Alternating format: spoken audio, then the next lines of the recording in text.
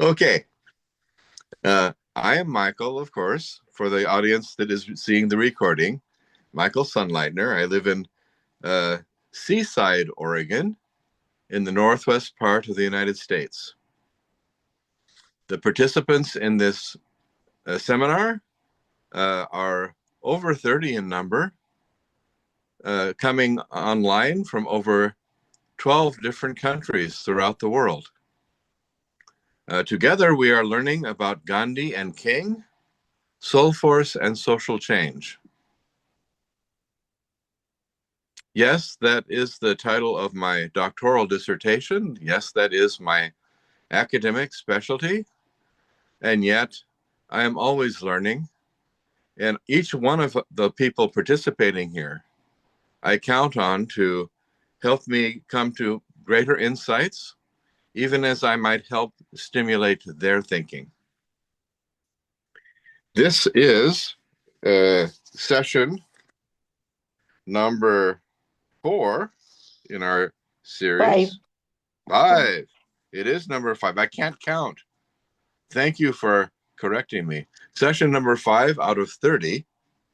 We meet 3 times a week, Thursday, Friday, Saturday, at 8:30 p.m.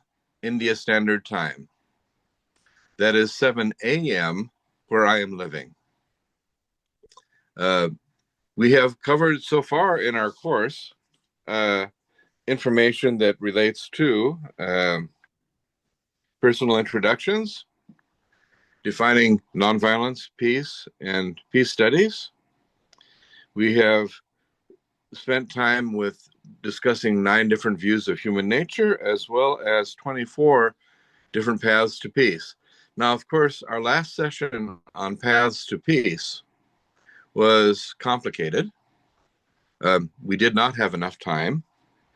An 80-minute session is not enough for us to cover most of the material I have scheduled for a session. Um, Again, to remind us all, the first 10 minutes of each of our 80-minute times together is relating to what is of interest to you, what you would like to discuss. That may be some carryover from the previous course class period, or it could be something in the news that is particularly interesting or disturbing. Um, After those 10 minutes, in which we all are given a chance to wake up, uh, be attentive, I will then proceed to look at the focus for the day. The focus of this day is biographical, Gandhi's youth. The first 25 years of his life, 25 out of 78, and what influences there were in that life that helped to explain uh, his later ideology. Beginning tomorrow, uh, which is Saturday, the 8th of February, we will begin a more micro level analysis of Gandhi's worldview. Tomorrow, for example, we will be looking at Gandhi's assumptions. And in the about 50 or 60 minutes we have to focus and discuss, there will be really only 3 things that we will be covering in depth. His philosophical assumption of the nature of reality, Ra, would be the single word that we would use. We will look at his economic assumption, the golden rule, do unto others as you would have them do unto you, but it is much more complicated than that. And then perhaps the most central of all of his assumptions, which I will describe as his political assumption, but it's really bedrock for everything, is the law of karma, the law of cause and effect. If there is anything that defines Gandhi's way of looking at the world most dramatically, it is his belief that you reap what you sow, that the means become the end. the means justify the end. The ends do not justify the means. But that law of karma is very complex. On numerous levels it needs to be seen. So that is tomorrow. Today, we try to understand a little, how did he come to have these views? What was his childhood like? So today we will again ask if there's anything you want to discuss. We will spend some time. Then we will focus on Gandhi's early life. And then there will always be time for group discussion at the end of our 80-minute session. Though you know, I don't mind being interrupted while I speak. That is part of a good learning process. Okay? So first, is there anything that you would like to discuss from our previous class period or from what may be on your mind today? Anyone? Professor Michael?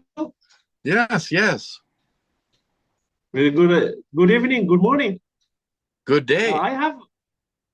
Thank you very much, Professor. Yesterday we were discussing about 24 parts of 24 strategies to peace.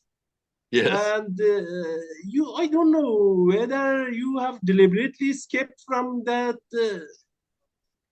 discussion or no, because diplomacy or diplomatic strategy for peace is somehow very important, I think, as per my perspective.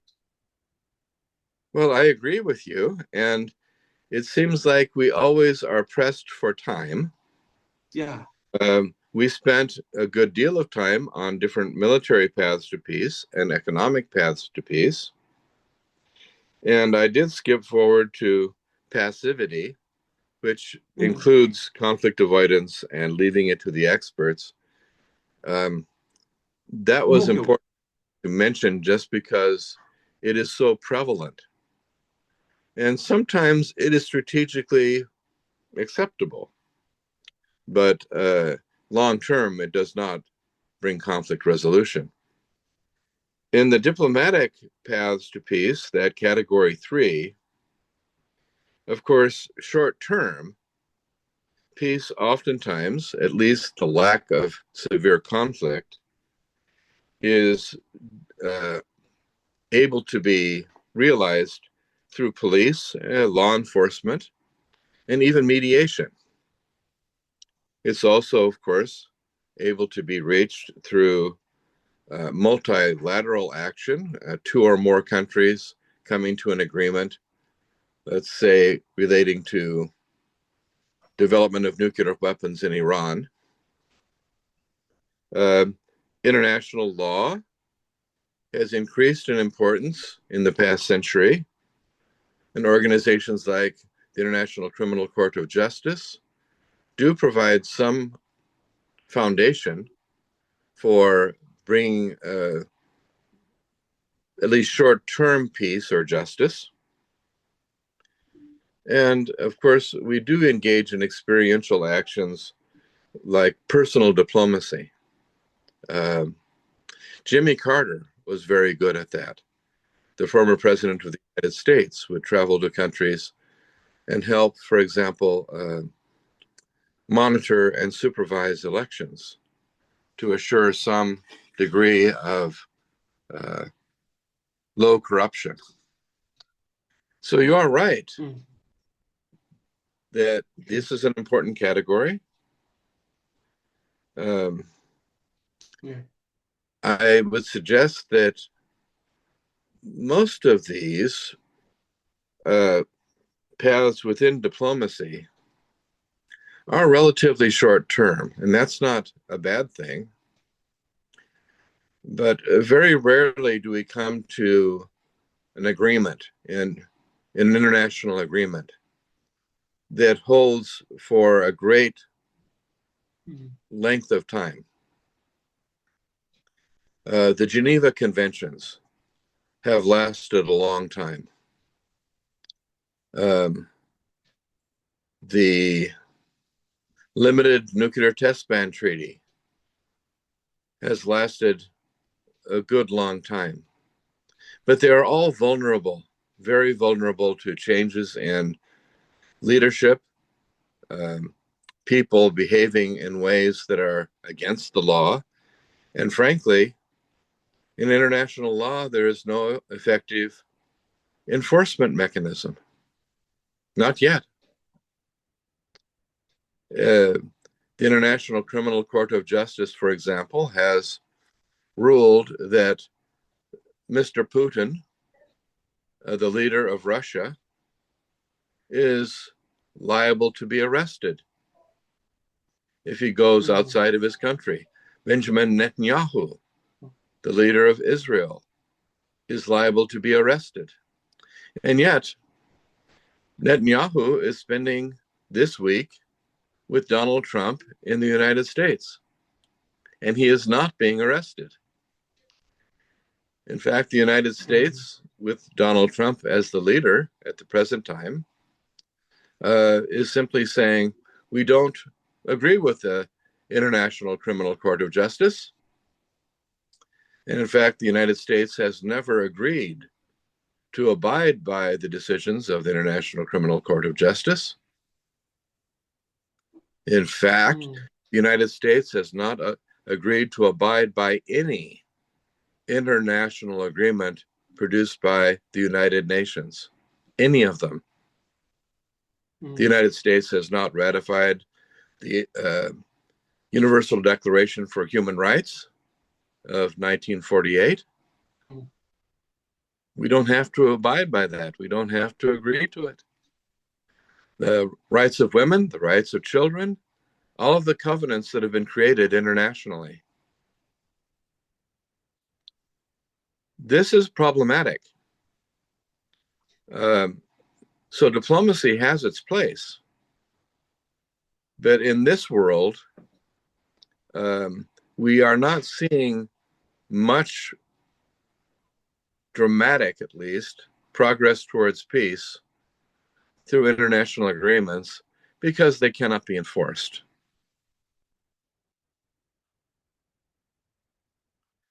That is sad but true, I think. Is there more that you would like to discuss? I don't want to be depressing, but that is sad. Yes, Biju. Thank you very much, Professor.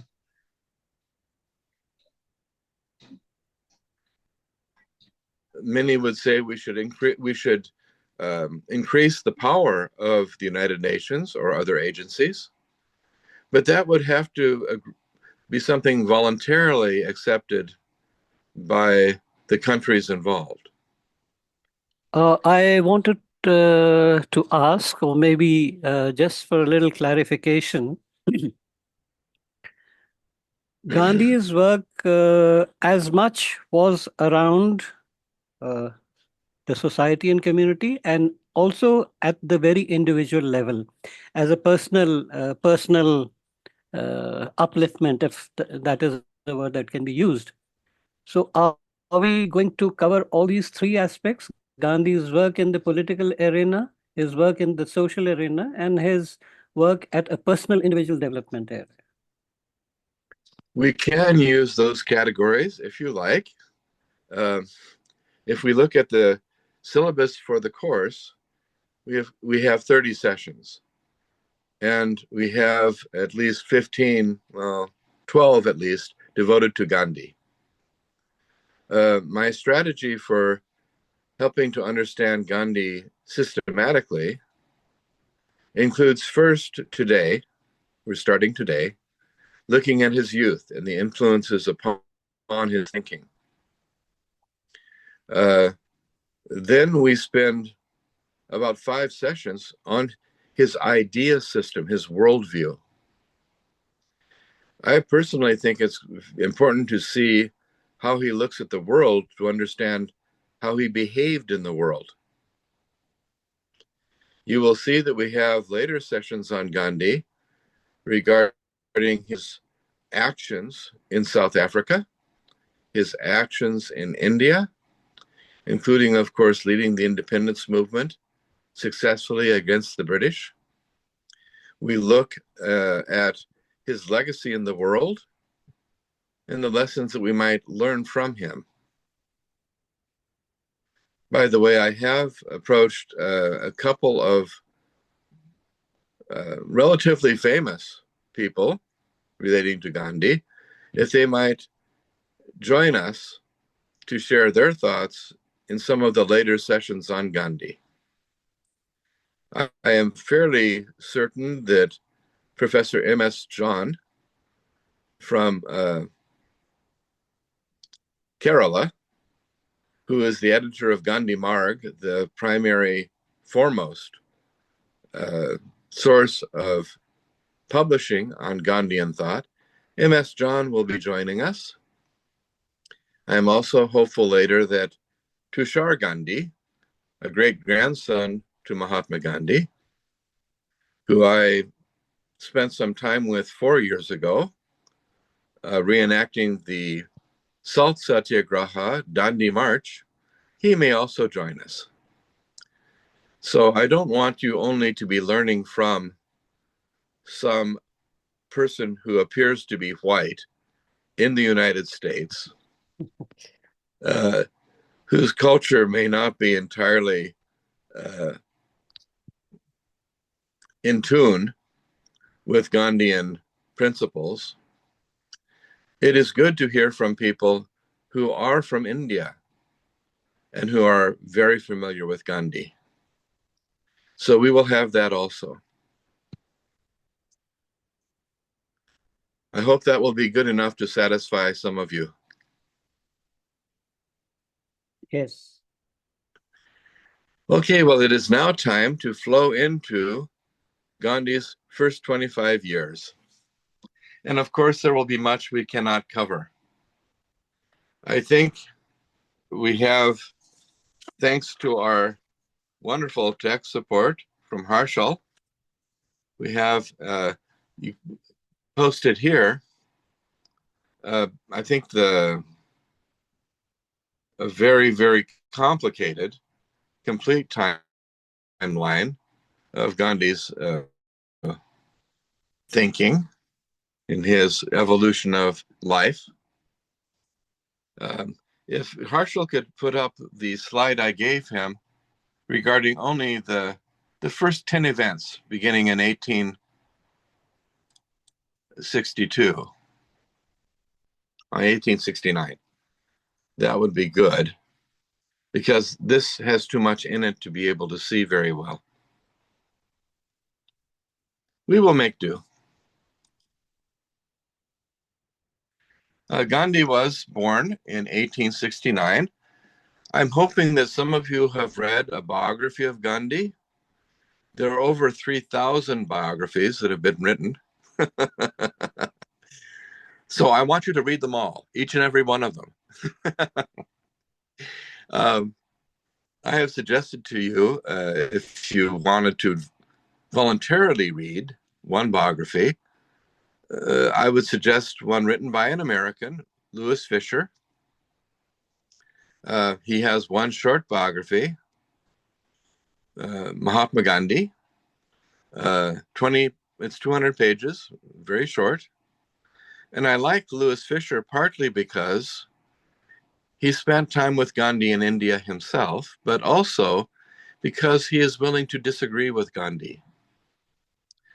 I think Gandhi would agree that we need to be able to disagree with one another. Gandhi himself never claimed to be a Mahatma or great soul. In fact, for those who were close to him and lived with him, I learned when I interviewed those people that he would get unhappy with anyone who called him Mahatma. This was something the masses might call him, but he didn't want his wife calling him that. He didn't want his friends calling him that because he didn't think he was worthy. Gandhi was born in 1869, and you can see from the slide, if you want to look at it carefully, He was born in a small town of Porbandar on the coast of present-day Gujarat, the state which is in central West India. October 2nd, his parents gave birth to this young man. Mohandas Karamchand Gandhi was in part named after his father, Karamchand Gandhi. And his mother was Pulitbai, and they are big influences upon his life. The context of course, his family life was conditioned by British rule in India. The British were a colonial power, and their style of colonialism was very much focused on economic profit.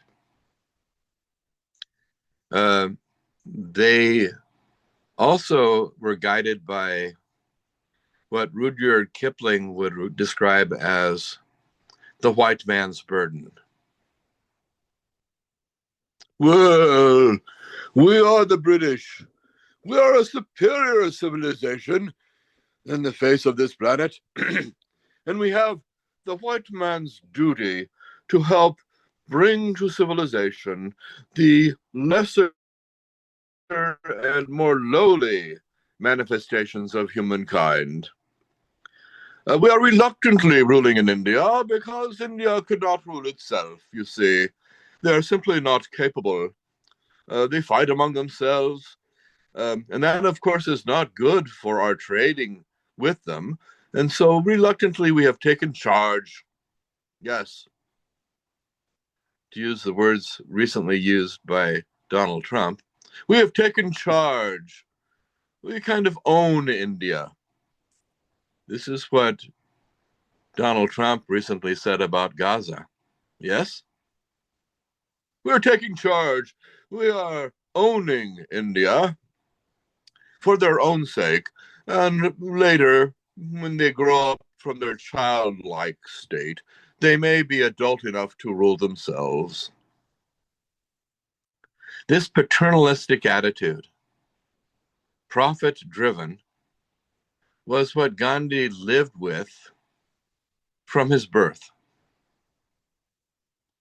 And it was connected with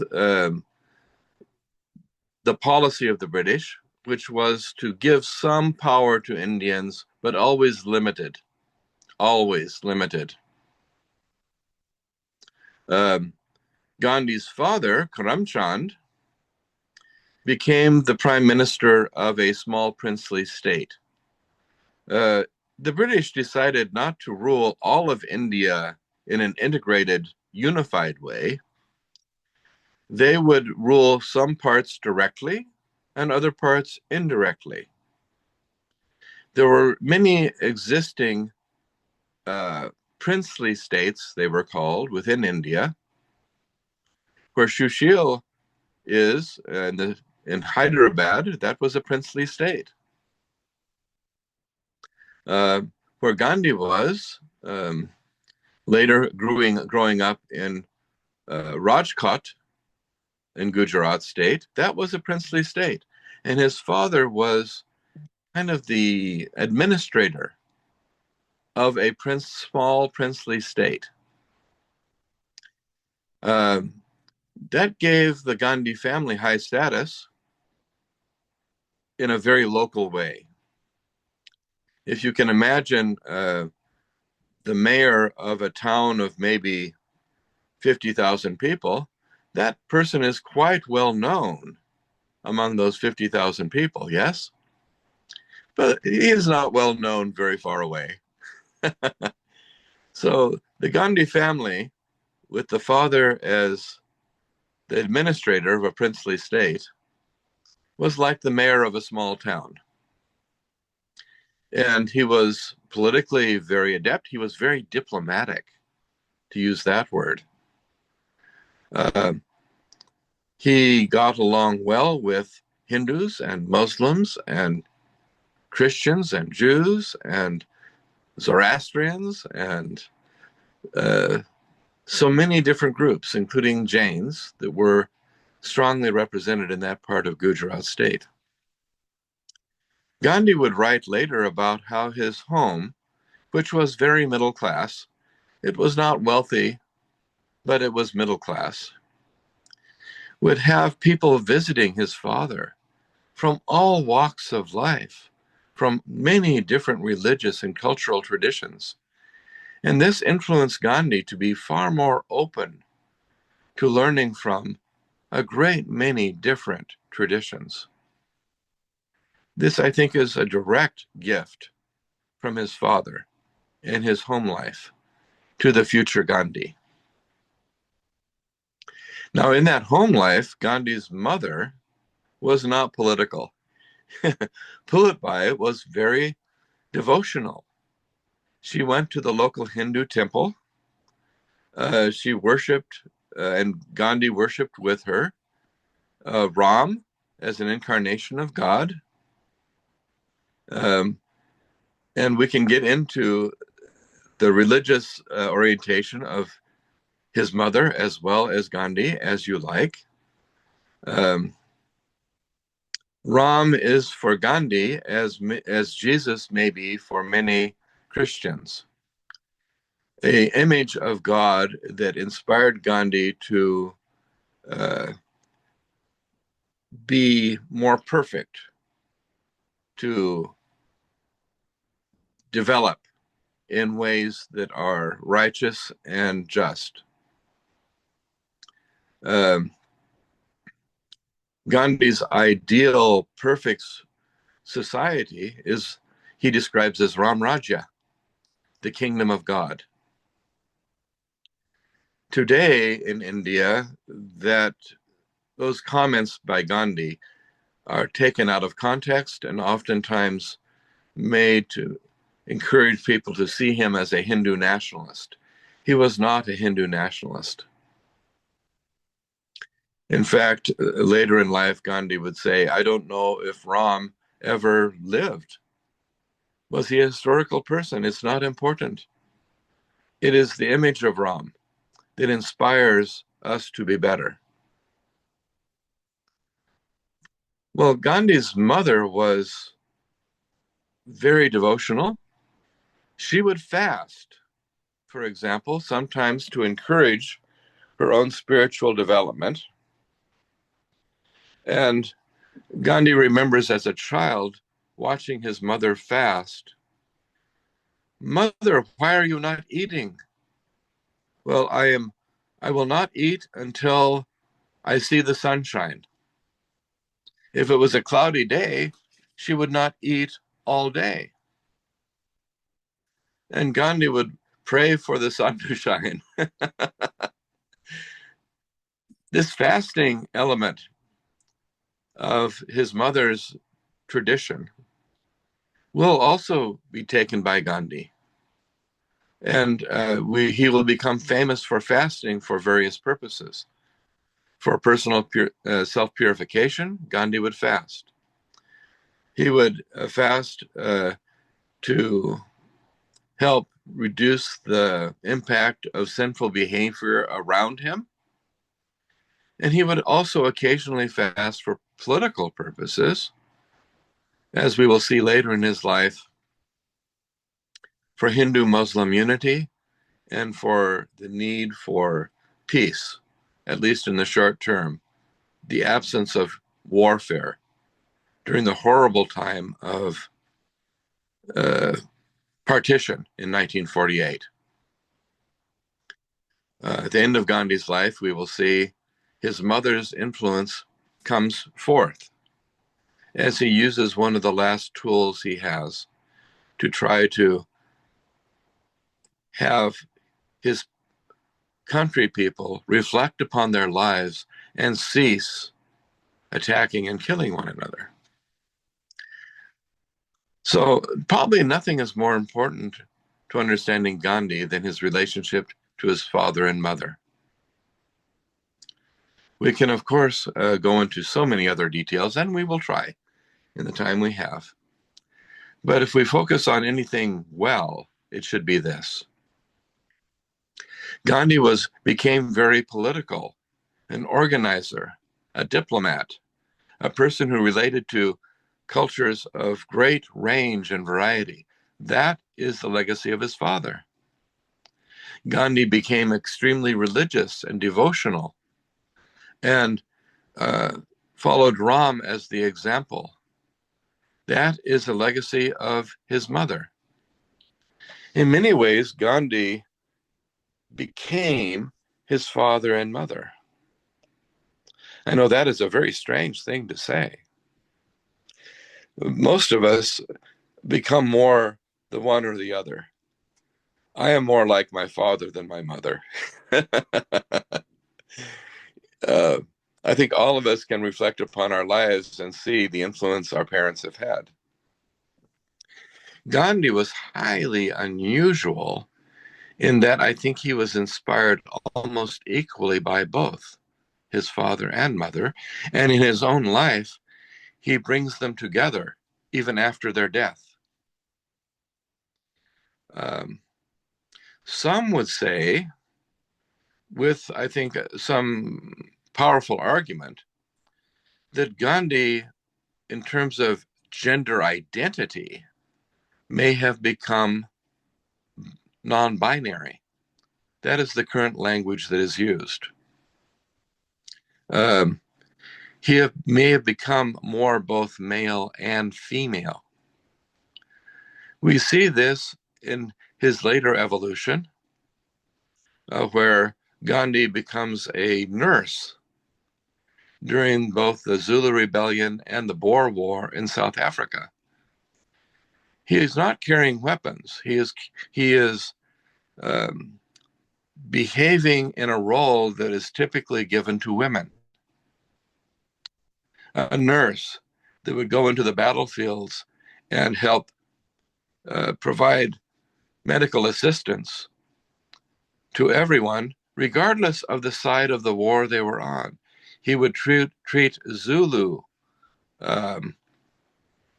injured soldiers in the same way as he would treat British or Afrikaner white wounded soldiers. Later in life, Gandhi, in his ashrams, would also do women's work as well as men's work.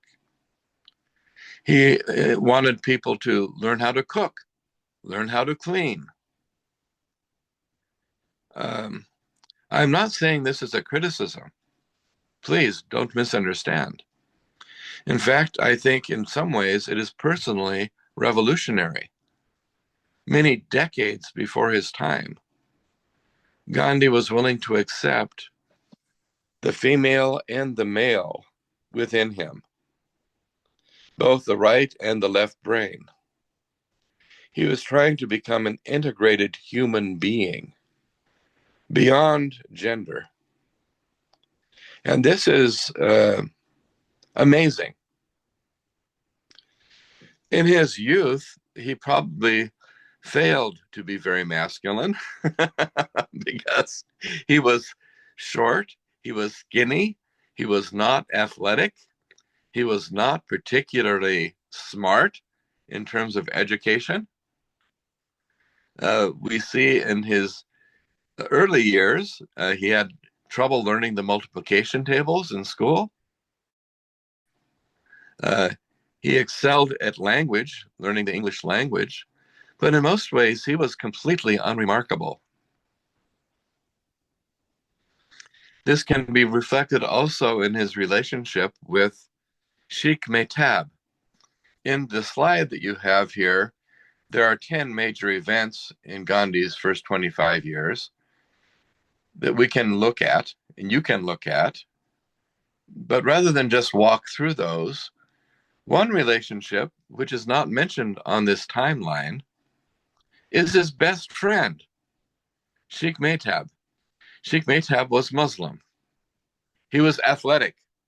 He was a strong boy. He was a manly man. And Gandhi looked up to this best friend, a Hindu looking up to this Muslim young man. because he was strong and manly. Gandhi wanted to be like him, but it was not really possible.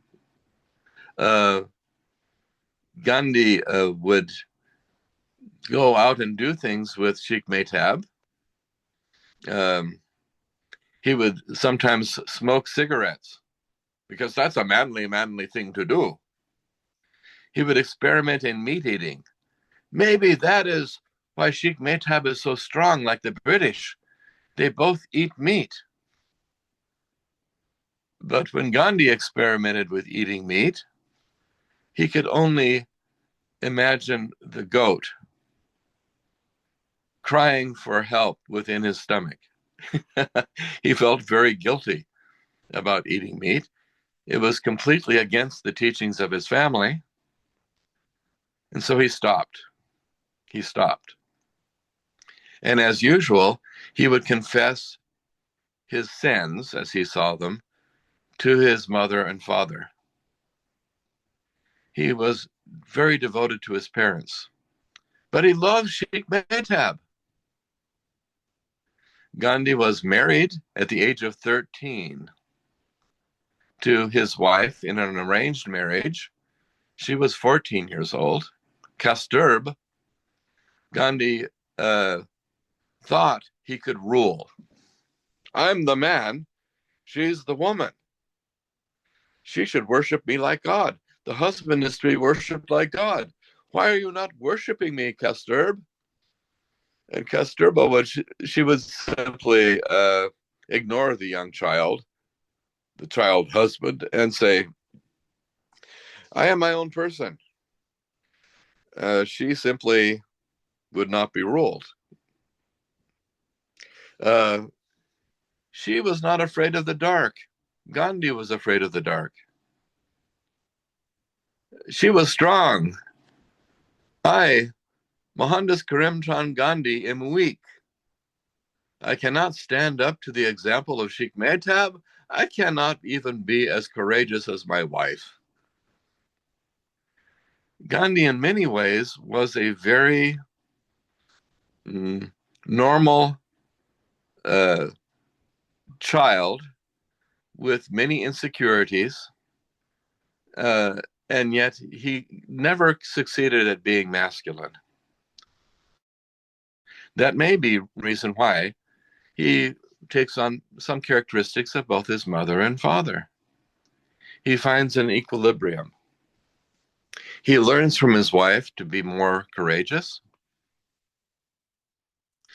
When we later learn about how Gandhi mistreated his wife, especially in South Africa, we learn that from Gandhi himself. Since his father and his mother were no longer living at that time, Gandhi writes about his sins publicly. This is how I mistreated my wife. Please do not make my mistakes. Later scholars will use Gandhi's own words to show him to be misogynist, somehow a woman hater. But you need to remember, those scholars who are making their reputation are mostly using Gandhi's own accounts to condemn him. He got there first. He was condemning himself first. Isn't that remarkable, if you think about it? He was changing from his youth onwards. What would be other examples? Perhaps some of you who have read some biographies would like to focus on one event or another in Gandhi's youth. He, at a crucial point, failed to do his duty as a son. In his Hindu cultural tradition, when the father is very ill, the place of the eldest son is to be with the father. And it is a great duty to be with the father at the time of the father's death. Gandhi failed in that duty. When his father was on his deathbed, and this is important, I think, to understand, it was very traumatic. When Gandhi's father died at age 63 in 1885, Gandhi was called away from his father's bedside to be with his young wife. Gandhi wanted sex with his wife. He left his father's bedside, was having sex with his wife, and then after he had satisfied himself, he went back to find that his father had died. His father had died in his absence. This is not funny, is it? You can see how traumatic this would be for a young man in Gandhi's tradition. I have failed as the oldest son. I was not with my father. I was pleasuring myself. And this guilt became even greater when Kasturba, his wife, became pregnant, and the pregnancy miscarried. They lost the child. This Gandhi took as God's punishment for him not having done his duty with his father. Imagine that guilt. Tremendous guilt. He had it for the rest of his life. This is not so well mentioned in biographies, but it is true.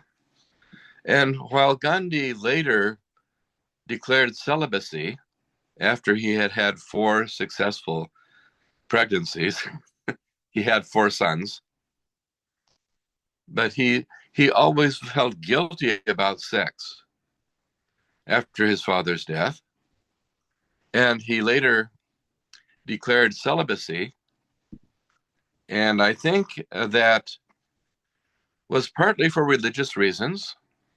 We will see it's part of his idea of brahmacharya, the control of the senses, a yogic tradition which can develop greater spiritual power.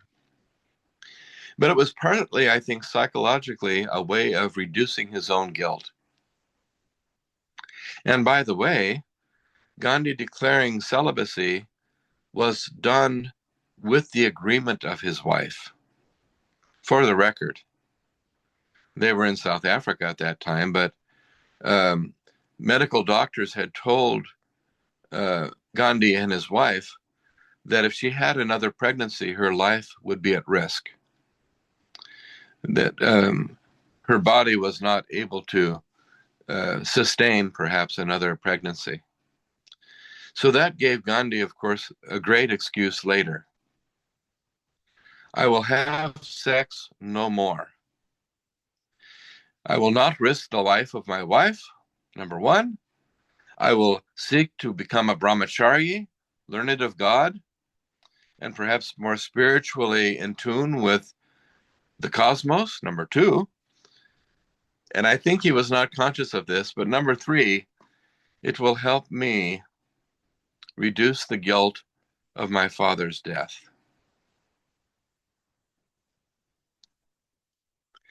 So what we are sharing here is what some of you may not have read in a biography.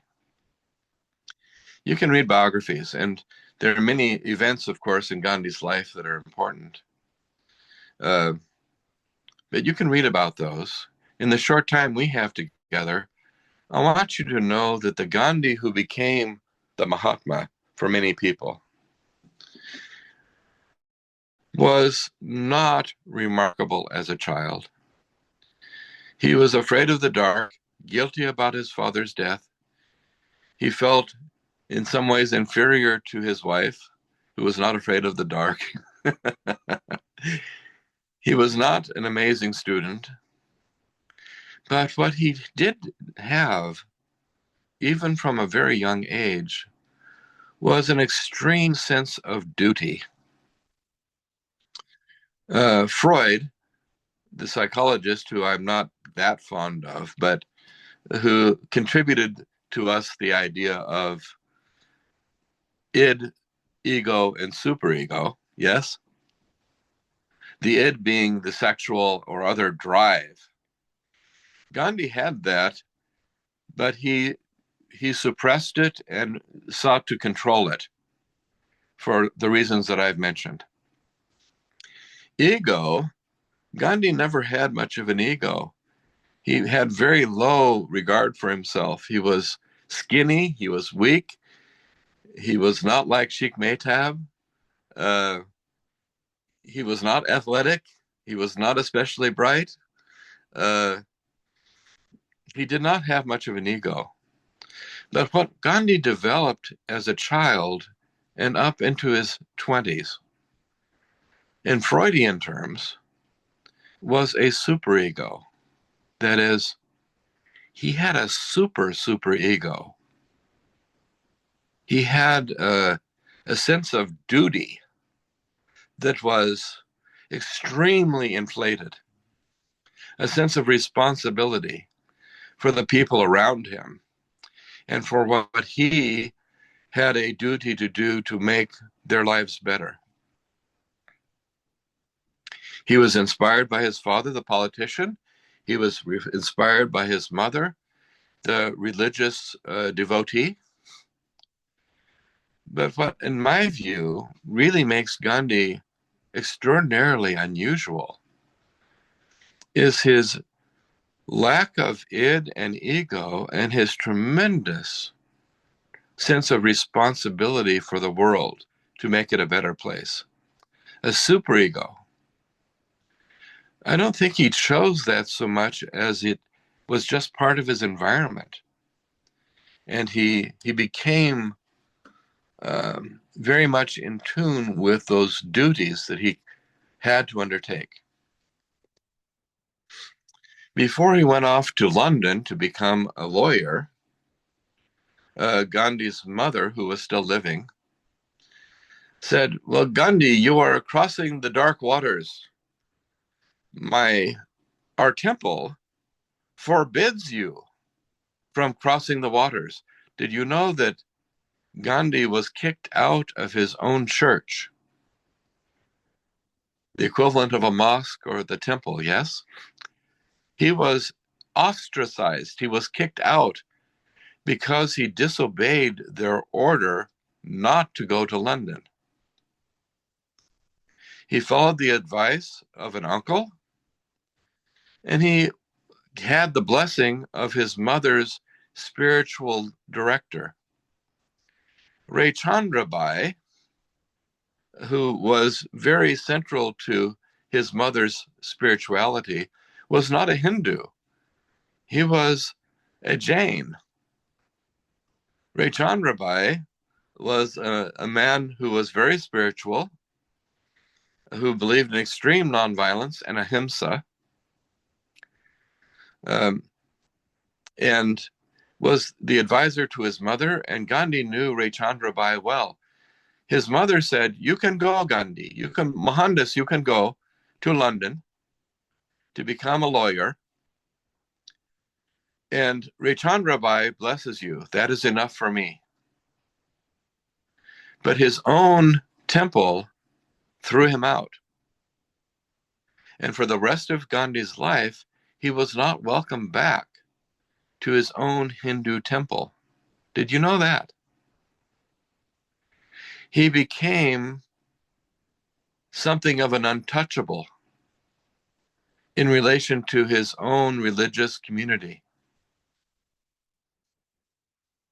And so that helps us to understand, perhaps, how Gandhi would also identify very strongly with those who were considered untouchable or outcasts within the Hindu community. Gandhi himself became an outcast when he was deciding to go to London to become a lawyer. In London, he was a strict vegetarian. He had pledged to his mother, "I will eat no meat." She was very concerned about him becoming too far away from his religious roots.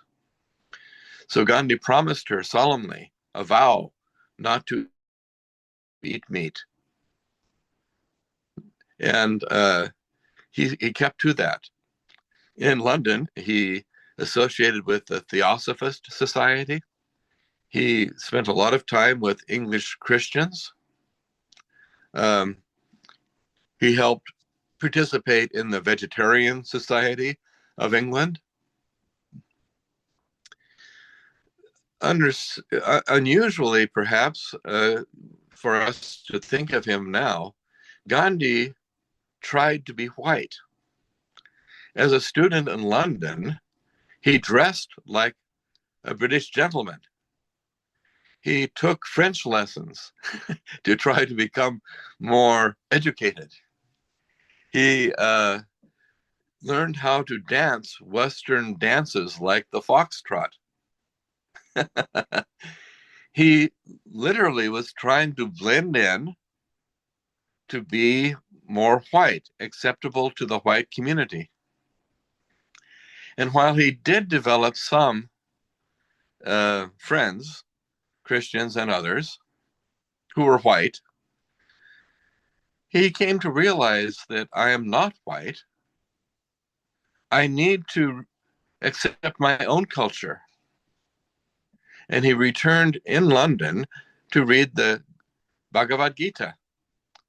He returned to appreciate greater the incarnation of God in Ram.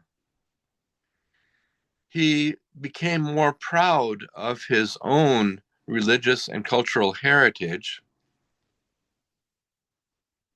And I would say part of that has British racism to thank, because they would not allow him to be white, you see? He tried, but he could not be accepted that way.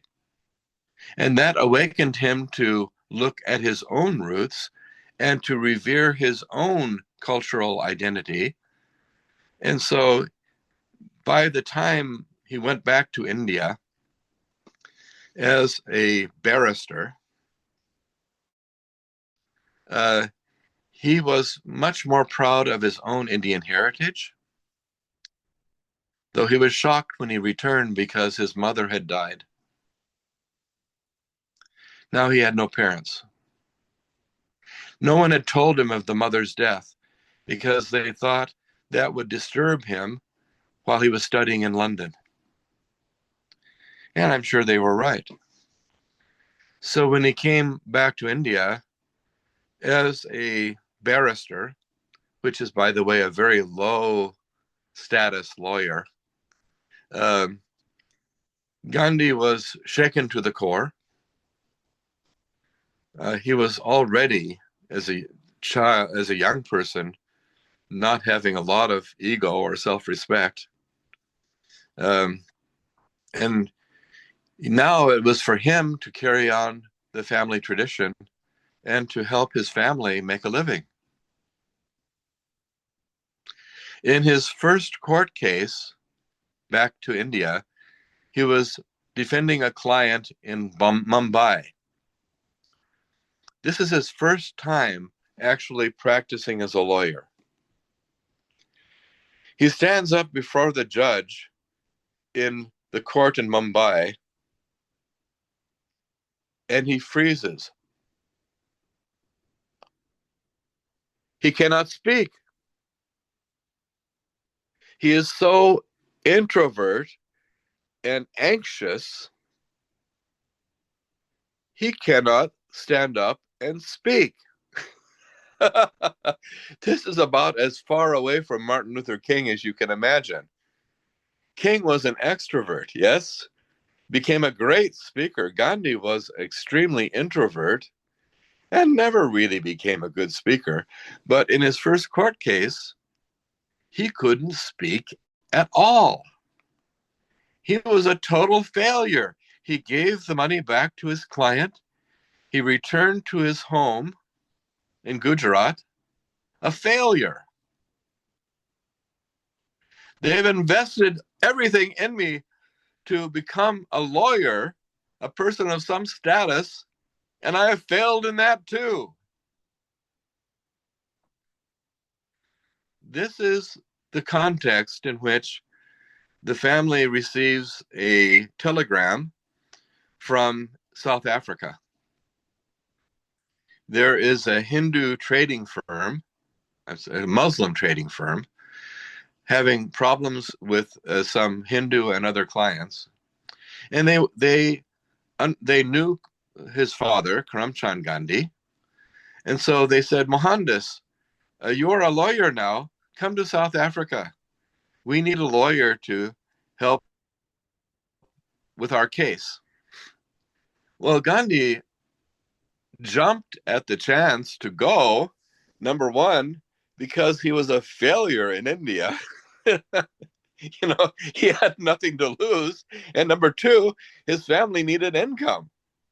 And this is a job. And so he goes to South Africa as an opportunity to redeem himself. And we all know the story of within the first few weeks of being in South Africa. The year is 1893. He arrives in May at the age of 25, a failure as a lawyer, developing his own cultural identity, but still very insecure. And he gets on a train to go to see his Muslim client, the trading firm, in Pretoria. And we know what happens on the train.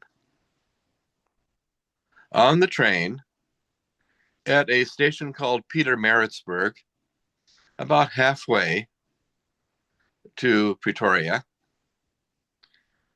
Gandhi is thrown off the train. A white man comes into the first class compartment and says, "What are you doing here, coolie? This is whites only. First class. You cannot be here." "But I have a first class ticket." "How did you buy that first class ticket?" "I got it in the post. I took it in the post." "Well, you cannot be here. Go to third class." "But I have a first class ticket. I'm a lawyer." "No, you're not a lawyer. There are no lawyers in South Africa, no Indian lawyers." And then Gandhi shows his stubborn side. It was always there. It was still the young person who was rebellious, who doesn't like to be pushed around. He says, "Well, I am a lawyer. Here are my credentials. I deserve to be in first class. I bought the first class ticket."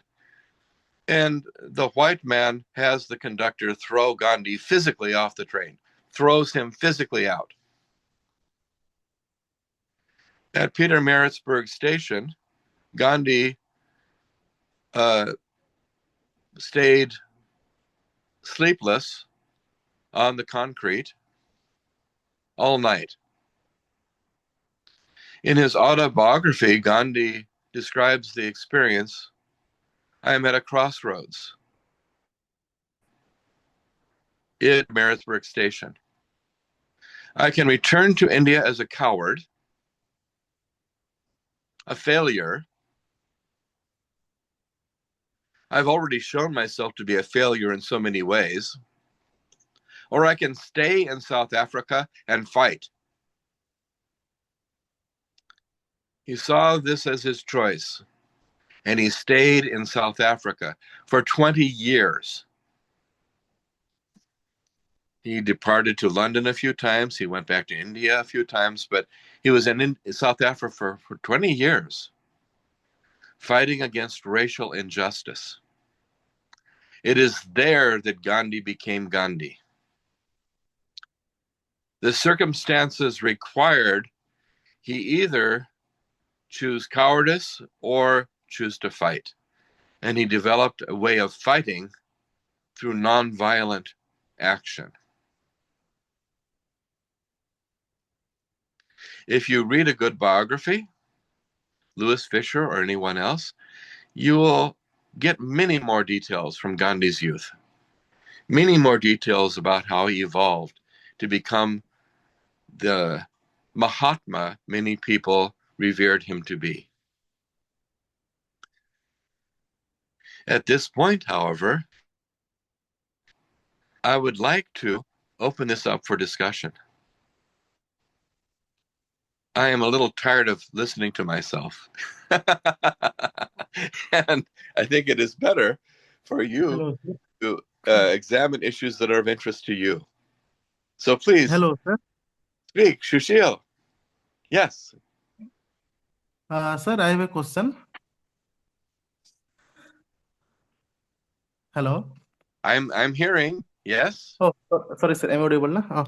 Sir, I have a question. If Mahatma Gandhi were fighting for the racial discrimination in South Africa, that is in African continent, so sir, but why some Ghana, country of Ghana, some students were breaking his statue on the name of racial discrimination? Like Mahatma Gandhi did racial discrimination with African people? Yes. That is, of course, an excellent question. And again, there are scholars today who make their fame showing how Gandhi was a hater of women, a racist, not as good a person as he is made out to be. And mostly they can make their academic case using words that Gandhi himself used, and which he later would move beyond. In South Africa, in 1894 to 1915, when Gandhi was there, language was being used.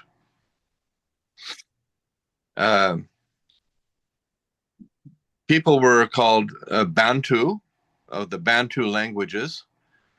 Sometimes they were called coolies, who were non-white, black community. Sometimes they were called worse. It was a time where the use of language to call someone a coolie, for example, or even a savage, was commonly used. This does not make it right. Gandhi used some of that common language, and today we can condemn him for it. On the other hand, this conversation came up, I might add, when I was on the Bharat Jodo Yatra 2 years ago with Rahul Gandhi. Because I was the only white person in that part of the march that was going into Kashmir, Rahul Gandhi wanted to visit with me, so we had tea. And Rahul Gandhi asked this, was Gandhi a racist? And I said, well, Rahul, maybe at that time. He used language that, of course, can be condemned today. But I also said, Rahul, two things. One, the language that is used at one point in time changes. I said, in the United States, for example, in 1915, it was common to call black people niggers. I'm using a very bad word there, you know. But black people would also call themselves niggers. And it was commonplace. It was part of the fabric of white supremacy in the United States to use that language, but almost everyone used it. I said when the racial equality organization called the National Association for Colored People, NAACP, was founded in the United States, they didn't say the National Association of Black People. They said colored people. The word colored was also commonly used when that organization was founded in 1920. This does not excuse the use of the language, you understand, Shushil? But it means that Gandhi was simply using language commonplace used. And as the language changed and was seen to be bad language later, Gandhi would also stop using it. Well, Gandhi then said to me, but Gandhi did not fight for the rights of Black South Africans. And I said, Raul, in some ways you are right, but the law Gandhi was fighting against in South Africa was the Asiatic Law Amendment Ordinance of 1883, the Asiatic Law Amendment Ordinance. It was a law that was discriminating against Asians, not Black people. And so Gandhi organized against the Asiatic law, you see. This was not something he believed we should be organizing among Black people, because Black people were not, at that time, being discriminated against by the Asiatic Law Amendment Ordinance. And then I said, Raul, and by the way, Raul Gandhi is no relation to Mahatma. You know that. Most of people in the United States don't know this, but Raul Gandhi is the daughter of Indira Gandhi, who married a Parsi by the name of Gandhi, which, by the way, is a name that means grocer. It's not a totally unusual name. And so Raul Gandhi, unrelated to Mahatma Gandhi, also said, well, but why didn't he lead Black people also? And I said, well, this is something I might bring up in a session later. But I said, Raul Gandhi, Gandhi had a view that any people need to lead themselves. I said, for example, Gandhi believed that a women's movement should be led by women, not men. That a movement for Black liberation should be led by Black people, not white people, not Asians. He believed psychologically it's important for a people to become empowered themselves in their own movement for liberation. Raul Gandhi said, I disagree about that. I think that men should lead the women's movement. And I looked at Raul Gandhi and I said, well, Mohandas Gandhi disagrees with you. And I said, I disagree with you. And he smiled and he laughed. And I said, well, you know, we can't agree about everything. But to me, Gandhi makes sense from a psychological point of view. Even if men are better skilled, better organizers, have more experience in organizing and leading movements, even then, I believe, women should lead a women's movement. It is part of the empowerment process. The end is not simply to achieve greater rights. The end is really in the means. And the means is to become more empowered. So just as Raul Gandhi and I left the Bharat Jodha Yatra disagreeing about this, Shushil, you and I can also disagree, if you want. But Gandhi himself evolved. If he was racist at one point in time, if he was misogynist at one point in time, he changed. And he believed all human beings can change and improve to be a better future self. And I believe he showed us how to do that. He was a personal revolutionary. Shushil, one follow-up, and then we can have other people. Yeah. Thank you very much, Michael. I believe Gandhi possessed an incredible talent for self-reflection throughout his life. He had a remarkable ability to transform challenging situations into opportunities for growth. His analytical nature was evident in every aspect of his life. What do you think about this, Michael? Thank you. Well, I'm happy to say I agree with you.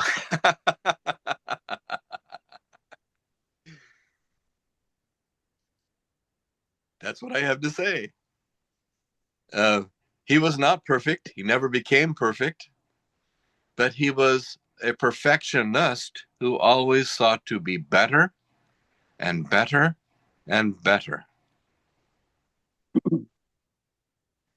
Are there others who have comments or would like to raise some other issue about Gandhi's life?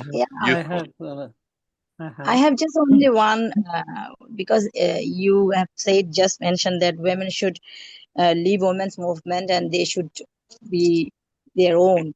But my only small question, that we are living in a patriarchal society since ages. How come a woman work alone, go alone, without the help of hands in hands with the man? That's a simple question. Well, I think it's always important to have allies. I mean, I was in the Bharat Jodha Yatra because, not because I was a white person wanting to lead the march.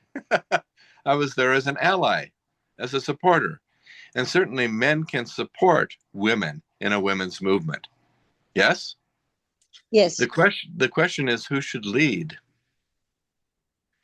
And there is where Rahul Gandhi and I disagreed. And I am with Mohandas Gandhi that believe Muslims should lead a movement for Muslim liberation. That should not be led by Hindus. It is not to say that Hindus cannot march arm in arm with Muslims in support of their equality under the law. They should march arm in arm. But I do believe Gandhi is right, that each community should produce the leaders for itself. People in the Gambia should be leading the movement for a better Gambia. I should not be leading that. Lubna should not be leading that. Mumbai and others should be leading that. Yes? That is Gandhi's view. It's partly because you know your own experience better. You know your own reality better. No one can know your reality better than you. They can empathize. They can feel bad about your suffering. That's important for everyone. But you know yourself better. And it is best for Lubna to lead movements for greater equality of women in Bangladesh. That's Gandhi's very, very clear view. I have a question. Yes. Would it be possible maybe not today, at some time in this whole series, a little more exploration of the fact of how a timid Gandhi, who was afraid of darkness, who couldn't stand in the court in Bombay, took that decision at the Peter-Maritzburg railway station that night of not returning home but staying on. Yes. I would like to understand this and let this be explored also from the point of view, because I think it would be good for us, because most of us are often very hesitant to take that final step, you know. There is always some kind of a self-doubt, there is some kind of a social fear or whatever. So perhaps at some point, this whole evolution within a relatively historically short period of how a timid Gandhi takes that decision to stand up uh, in Africa, a little more exploration at some time in the future. That's a Well, request. I think we can try to do that. You raised the question. The course is yours. And so at a future session, we can certainly spend more time. Thank you. I do think this is something inside every human being.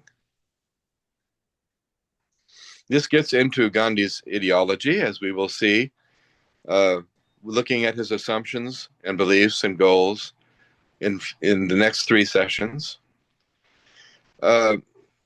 Gandhi sees God within every person. And the voice of God can be heard if we are open to hearing it. Sometimes circumstances make us more open to hearing that voice. Maybe it's a traumatic event, the death of your father or mother, or it's a traumatic event, being kicked off the train in Pietermaritzburg.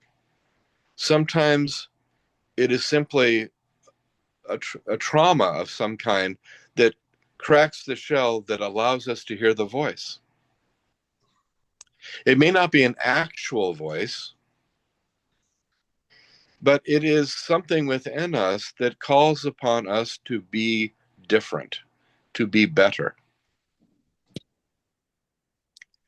Gandhi experienced that, and he responded to the call. I think each of us in our lives will have those opportunities, and we will know we're at a crossroads. I can go this way or this. Will I allow my fears and my insecurities to control me and continue along the old way? Or will I respond to what inside me says I must change? And if I change myself, I am changing the world. Again, it kind of comes back to Gandhi's, well, be the change you want to see in the world. Don't ask other people to be it. Don't hope that other people will lead. You need to lead yourself. Be the change. The revolution is not out here to be led by some savior that will come into your life. The revolution is here, inside. And you can lead yourself and inspire other people to do the same.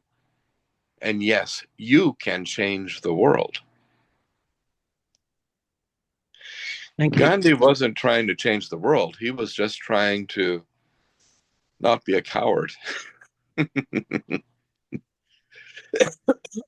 But he became a person that inspired the world. Professor Michael, this is Sibi. You can do the same. Hello. Yes. Why not? Why not? We're never too old. Don't use that as an excuse. Oh, I'm pretty young. Well, I'm glad. Your beard is as white as mine, but I will not jump to conclusions. Michael, I think Sibi wanted to say something. Oh, Sibi is here. Please, Sibi, speak. Yes. I want to make one observation regarding the question raised by Amarjit Bhardi. I have already shared a book Gandhi in South Africa, there the Ghana Gandhi statue issue is dealt with. That will give some idea about it. And also the presentation which I made on Gandhi as a racist for the International Fellowship Program, that also I have shared. But I want to make one observation regarding your presentation. You talked about the influence of Gandhi's mother, Putli Bai. There, I think it would be good if we add one thing. The Putli Bai belonged to the Pranami sect. It is a Hindu sect that worships Krishna as God. If you are borrowing Gandhi's own words, Pranami is a sect deriving the best of Gita and Quran in search of one God, Sri Krishna. I think Gandhi's interreligious approach was basically the result of his mother's influence, especially the sect Gandhi's mother, Putli Bai, belonged to. But in many biographies of Gandhi, this area is not at all dealt with. I thought it would be quite appropriate if I bring into the notice of this august audience. I believe that that was one of the major influence at the youngest, as an young Gandhi, to develop an interreligious approach. Definitely his family atmosphere was also conducive, but this factor is not dealt Gandhi by himself in his autobiography or other biographers of Gandhi. This is the observation I would like to make. Thank you, Professor. Well, you have done an Sibi, excellent area. You have covered very succinctly and in a very brilliant manner, and I appreciate a lot. Thanks. Thanks a lot. well, Sibi, I think I would disagree with you about any brilliance I might have. I don't feel very brilliant. And here, Sibi Joseph, who is the director of programs and the library at Sevagram Ashram, Sibi Joseph has taught me something. I did not know that about Gandhi's mother. See, I don't know everything. And so I'm thankful, Sibi, for your pointing out her greater allegiance to Krishna and also to the blending of Hindu and Muslim traditions. That is new to me. So I'm 75 years old and I'm learning something new. Ha! Excellent. I hope I the just rest. brought into your notice the Pranami sect. Pranami sect. Pranami sect. Thank you. Yes. Michael, Shushil, I think Shushil wants to say something. Yeah. Yeah, Sibi sir, good evening to you. There was a Jainism influence on Gandhi also, right? Am I correct? Yes. Yes, Yes. yes. That Professor Michael has already dealt with. This area he has not mentioned. I just thought I'll bring into the notice. That's all. Jainist influence was very much there. Even taking the decision to go to England, the Jaina, his family sought the Jain people. That remains as a fact. That is, there is reference in Gandhi's autobiography, but there is not much reference about the Pranami sect. All the biographies which I came through, I read it, I could not hardly find mention of it. Like Professor Michael, when I passed my master's degree, I was not much aware of. Later only this came into my mind when I was dealing with Gandhi and multiculturalism, Gandhi religion and multiculturalism. At that time only I noticed it, to be frank. The Gandhis were Vaishnavas. Then how Yes, the Jainism influenced them? Why not? Again, all sorts of traditions flowed into the Gandhi home. And the Jain faith, while it's very small in India as a whole, is fairly strong in the state of Gujarat where Gandhi was living. And so it was natural for him to become familiar with the Jain traditions, which do emphasize the law of karma to an extreme degree, and also emphasize the word ahimsa more than many other Hindu groups would do. So Gandhi is influenced significantly by the Jains. I see a hand raised. I see our time becoming short, but please unmute and perhaps you can have the last comment of the day. Where did you go? Okay. The hand was Okay. Good raised. afternoon. Yes, yes. Yeah. Like going back the Gandhi influence in South Africa, it seemed like he has a great impact in the life of South Africa by going to the apartheid regime in 1994, led by the South African movement. I think his fight through the discrimination against the white has bring a positive impact to the movement in South Africa that led to their independence.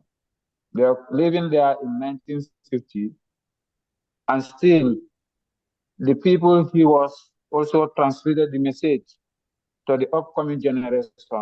Up to the end, they were able to liberate themselves in 1994. I think that is a great impact for me. There were great rippling effects. And the organization which Gandhi endorsed in South Africa, the Congress Party and the Indian National Congress, INC, later inspired the ANC, the African National Congress, which was led by many others, including Nelson Mandela. And so the rippling of Gandhi through the decades and even the century since he was there is very noticeable. When I was in South Africa in 1972, interviewing people who were still there in Durban and at Phoenix Settlement, who had known Gandhi, I noticed that in 1972, apartheid was very, very strong. Racial discrimination was very, very strong. Separation of black and white and other communities, very, very strong. But at Phoenix Settlement, founded by Gandhi, it was integrated. The school there had black, white, Indian children all learning together. And I asked Gandhi's daughter-in-law, who was still living there, why is this? How can this be? We're living in a racial supremacist state of South Africa, and yet Gandhi's Phoenix settlement is integrated. And she responded by saying, well, the government does not want to repress Phoenix settlement because it would only resurrect the idea of Gandhi, and he was so much trouble while he was here, they would prefer just to let things be. They don't enforce the racial segregation laws in the community that he founded. That is another testament to the extreme power of his legacy, which we will spend some more time with, of course, about a month from now. Now it is time for many of you to get some sleep, for me to have a busy day, and I look forward to seeing you tomorrow.